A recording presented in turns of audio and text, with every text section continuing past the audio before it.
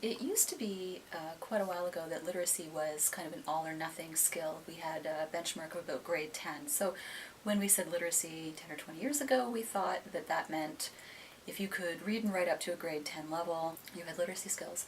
And if you had anything below that, you were functionally illiterate.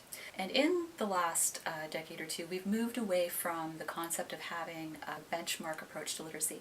And now we really talk about contextually important skills. So essential skills like reading, writing, document use, and mathematics, and computer use. And we tend to define literacy as, do you have the skills that you need to do what you want? Can you get the job that you want?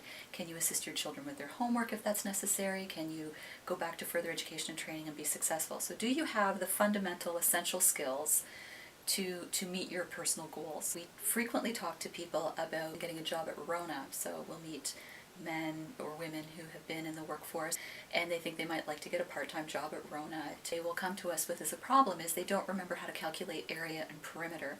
And in order to get a job at Rona, you have to fill out those area and perimeter questions on an application to get an interview. That's a very basic example of how literacy, numeracy, and computer use impacts on your job or your ability to job search. We will go to employment centers and give them training or resources so that their frontline employment counselors know how better to kind of screen for literacy needs or math needs. They know the kinds of questions that they might want to ask an employment client in that preliminary meeting or as they're building a relationship with the client.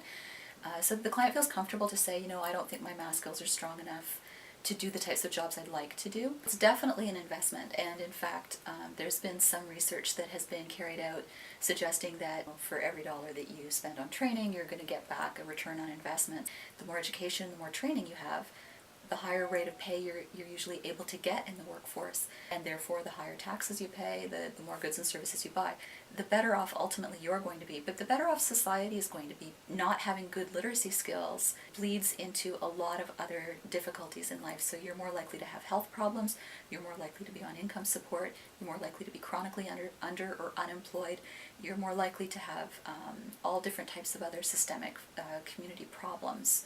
And access to information being a huge one.